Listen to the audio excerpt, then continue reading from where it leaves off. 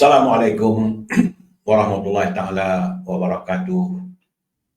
Salam bahagia, salam pencerahan untuk teman-teman yang berkesempatan bersama dengan saya. Apa khabar anda semua? Doa saya agar anda sihat, saudara. Hari ini hari Ahad, saudara, masih lagi dalam percutian, saudara. Uh, Hari ini tanggal 24 Disember. Besok hari Christmas, itu hari Natal bagi penganut agama Kristian. Kita mengucapkan selamat hari Christmas. Begitulah makmurnya negara kita, saudara. Masing-masing boleh merayakan perayaan agama masing-masing. Tiada kesalahan, saudara. Tiada ini kita tak menghalang sesiapa pun untuk meraihkan perayaan keagamaan mereka. Dan kita tinggal lagi 6 hari lagi kita akan membuka tirai tahun 2024. Tapi jangan lupa juga saudara, bahawa tinggal 78 hari kita menanti kehadiran awal Ramadan, itu Fajar Ramadan yang memang kita nantikan bersama. Berdoalah kepada Allah SWT agar kita berkesempatan untuk menikmati kehadiran Fajar Ramadan Al-Mubarak. Namun begitu, hari ini juga merupakan hari yang ke 1337 virus sebut melanda negara kita, dan masih belum ada pengurangan, masih ada lagi. Sebab itu saya minta boleh kita melakukan penjarakan sosial bila anda hadiri rumah teman-teman ataupun majlis-majlis. Dan sekarang ni pun saya kita sekarang ni ramai juga yang mengadakan majlis apa ini dipanggil majlis meraihkan persandingan perkahwinan, saudara. Saudara Zamari Hasbi, apa khabar? Saudara Izzuddin dari Pulau Pinang, Adik Abdullah, Saudara Nazri Syafi'i. Muhammad Nazri Syafi'i dari Rostak dah, Saudara Maksud dari Bukit Bertajam, Abdul Rahman Abdullah dari Johor Bahru, Syed Wahab dari Tanjung Piai, Saudara Rosmini dari Pontian, begitu juga Saudara Kadir Kamsiah, Richard Bakri, Saudara Nur Ali, Yusuf Awang dari Tanah Merah Kelantan, Puan Halimah Ismail.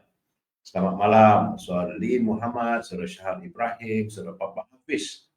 Dia kata macam bergema je suara saya. Itulah memang saya tak begitu berkenan pakai mic ni, saudara.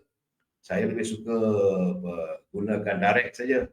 Ya, kalau bergema kita bagi saya kita tukar saja. Bila ada komplain kawan-kawan kita bergema tak sedap saya. Sedangkan saya dah berusaha macam-macam untuk mengelakkan suara kita ni bergema dan sebagainya. Saudara, kita pakai kita gunakanlah saudara apa ini cara yang lama kita sekarang. Saya haraplah bergema tak bergema pun saya rasa ini pasti tidak bergema, saudara, kan. Saya yakin yang ini tidak bergema. Bagaimana saudara? Suara saya okey tak okey?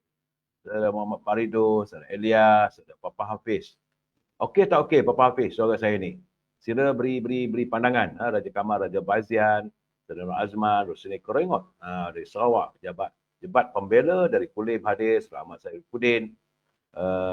Saudara Ahmad Syarifuddin dia kata tak lama tak dengar suara saya.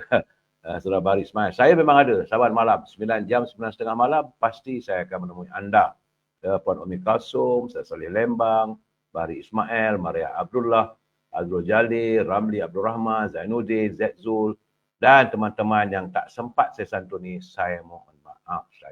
Baik, saudara, kita teruskanlah pencerahan ni. Kalau kita menyebut satu-satu nama, saya rasa sampai subuh pun tak selesai, saudara.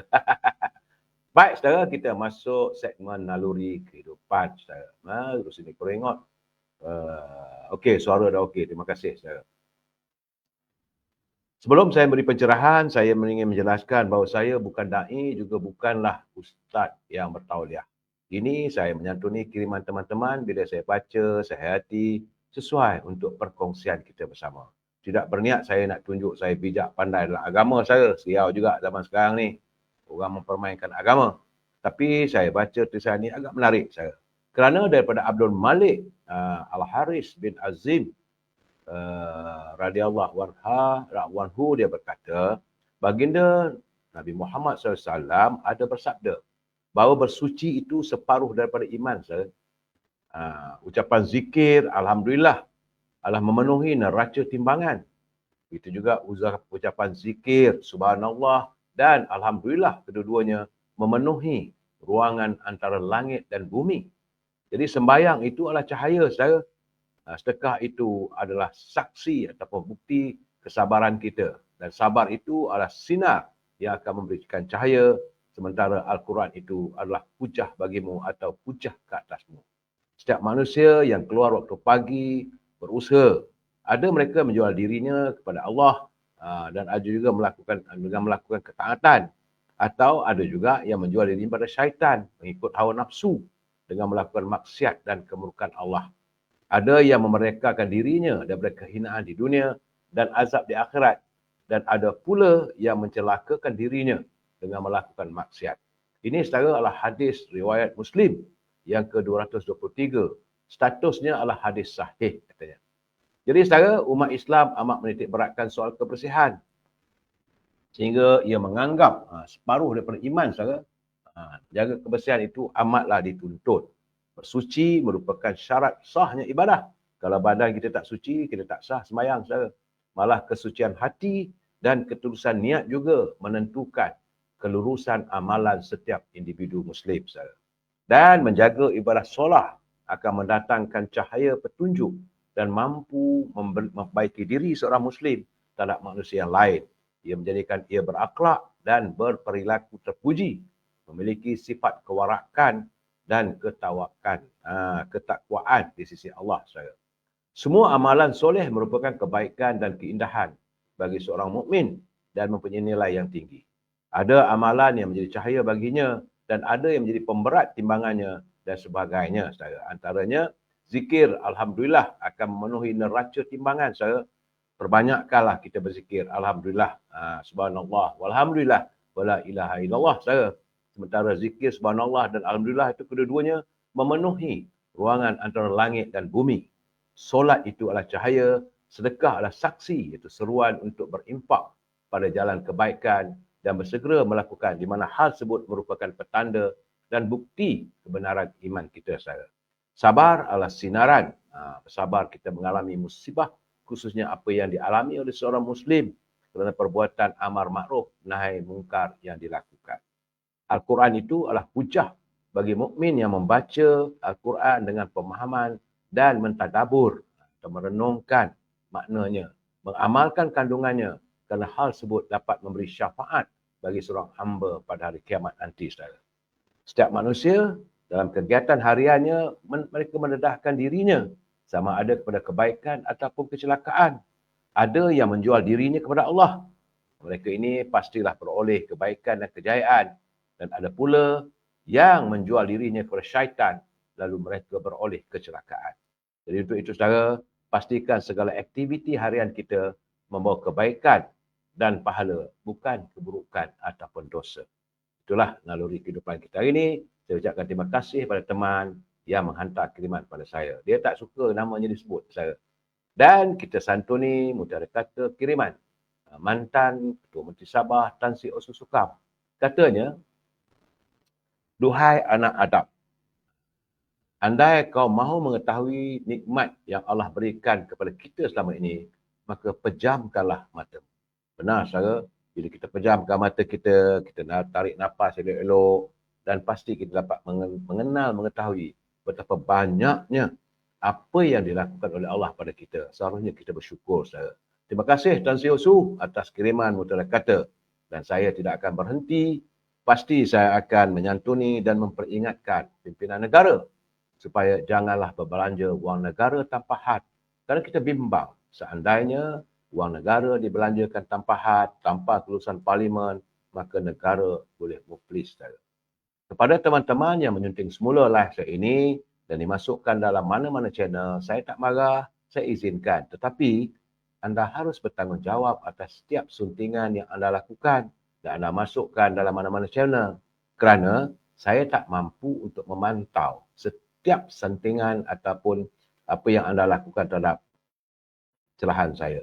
Ingat, saya, ini adalah pencerahan politik dan bila saya beri pandangan, andainya kita tak bersetuju, tak ada masalah. Tetapi prinsipnya, saudara, kita mesti bersetuju untuk tidak bersetuju. We must agree to disagree. Bila tak bersetuju nak hantar kiriman, boleh gunakanlah bahasa-bahasa yang harmonis kerana kita adalah warga cinta damai, menyantuni setiap persoalan hidup ini, persoalan apa sahaja kita santuni secara berharmonis. Saudara. Baik, saudara, itu peringatan saya. Seperti biasa, awalan kepada saya punya pencerahan adalah saya melaporkan keadaan cuaca.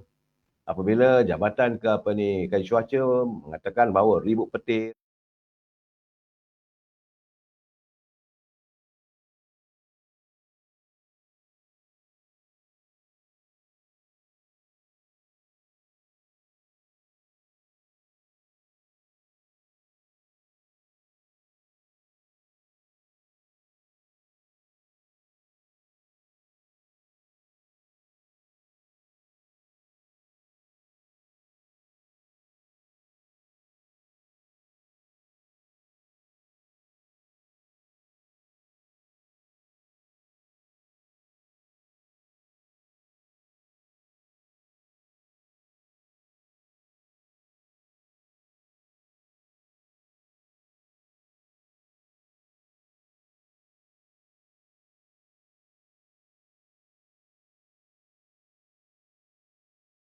Putih dan Kuala Kerai. Sementara di Terengganu pula adalah di Besut, Stiu, Kuala Nerus, Ulu Terengganu, Kuala Terengganu, Marang dan Dungun. Waktu yang sama juga, saudara, Met Malaysia turut mengeluarkan amaran hujan berterusan tahap buruk di beberapa lokaliti sekitar 6 negeri. Katanya iaitu meliputi negeri Perlis, Kedah itu di Langkawi, Kubang Pasu, Kota Star, Pokok Sena, Padang Terap, Pendang, Sik dan Balik. Di Perak pula, saudara, adalah di Hulu Perak, di Kelantan, Gua Musang. Ini mengeluarkan amaran hujan berterusan tahap buruk, saudara, di Terengganu, itu di Kemaman dan Pahang di Jerantut. Bagi amaran hujan berterusan tahap waspada, berhati-hati katanya, ia membabitkan beberapa kawasan di Kedah, iaitu di Yan, Kuala Muda, Kulim dan Bandar Baharu, saudara. Termasuklah Pulau Pinang, di Perak, iaitu di Krian, Larut Matang dan Selama, serta Kuala Kangsar. Termasuk Pahang, iaitu di Tanah Tinggi, Cameron dan Lipis.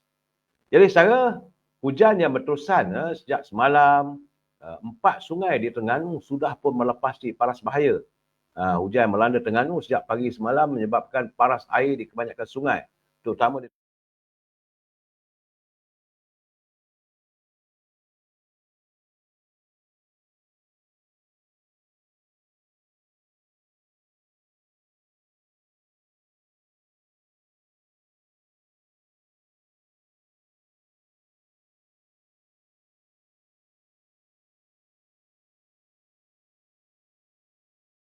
bacaan 38.1 meter, di Felda Kawang 37.94 meter dan Sungai Tersat di Kampung Sekayu.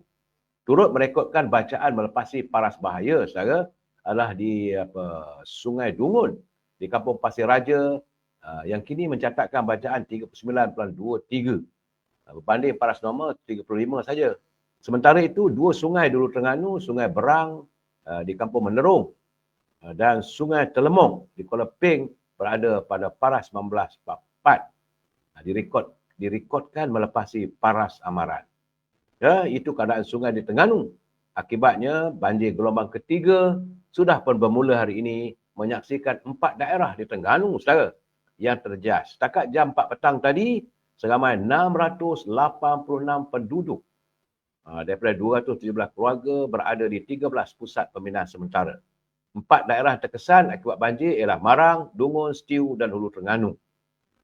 Jumlah itu menunjukkan peningkatan berbanding hanya 303 saja di 4 PPS tengah hari tadi. Jumlah mangsa di Hulu Terengganu turut meningkat kepada 274. Di Stiu 63. Jumlah mangsa di Marang tidak menunjukkan sebarang perubahan, itu kekal pada 12 orang. Saudara, banjir di Jerantut, saudara. Alamak.